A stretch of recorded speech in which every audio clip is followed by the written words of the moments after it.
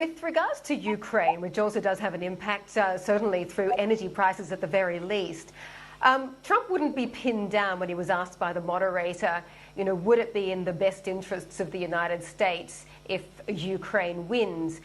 Is it likely that he would, as suggested by Harris, that he would just bail out, pull out of the Ukraine and just leave it dangling?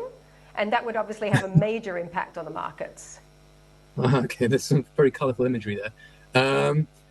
I'm not 100% sure because no one knows exactly what Trump is going to do. You have to try and imagine, A, he'll do what he's saying that he's doing, and B, that actually means something.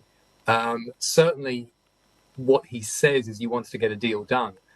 That sells well with the electorate, trust me, and I understand that. What does that deal look like? That's the real issue. Is it with Russia keeping everything it's gained so far? And then what? How do you ensure Ukrainian security? Does that not reward Russia? What happens after that deal? Is Russia then normalized back into the global economy again, or does the West remain alienated from it? And what happens to whatever is left of Ukraine? Do they get to join NATO or the EU, or do they sit there as a buffer zone, which is what Russia has wanted all along? There are as many questions as there are answers, and unfortunately, there are no very good answers, whatever you want to do vis-a-vis Ukraine. How should we be thinking about what might potentially happen between Israel and Gaza? I mean, Trump obviously lobbed out, a statement saying that Harris hates Israel. And even within the Democrats themselves, there are certain factions that do definitely want this war to end immediately. Where does it go from here under both scenarios, Harris or Trump?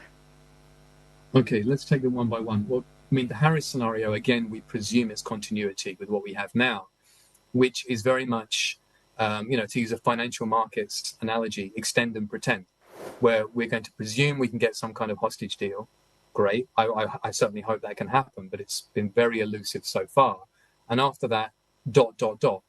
Because if you presume that this is all just about Israel and Hamas in Gaza, you don't understand the Middle East, and that's the problem. The White House is putting that particular message forward and displaying to everyone in the Middle East who does know the Middle East, they don't understand it. Now, Trump also, as an individual, doesn't understand the Middle East, but at least in the past seemed to recognize that the root of the problem was Iran, which in many respects it actually is. So then the question becomes, how do you actually resolve the issue between the US, Israel, and Iran? And there, again, we have far more questions than we do answers, because however you think about doing that, it's going to cause massive volatility and potentially even massive violence, depending on what path you want to use. So understandably, people in markets don't like talking about it, but Iran isn't going anywhere.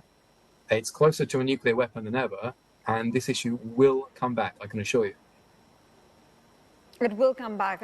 Michael, just before we take that break, just one more question on this very issue. Who would be better for geopolitical risk premium at this point?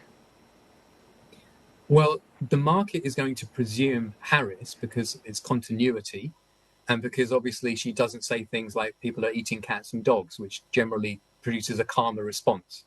Having said that, if you talk about realpolitik and the fact that, past presidents used to understand that you should talk softly but carry a big stick, you can make a logical argument that, in an ironic sense, Trump could actually reduce geopolitical risk and that he'd be more likely to try and get deals done and to, scream blue murder and point weapons at people until they would come to the table and sign a piece of paper, and we could at least, try and strike some sort of short-term deal. So I think the market will interpret it as Harris, but I think if you talk to people in national security circles, many of them, maybe off the record, will tell you they think Trump might be the better candidate in that regard.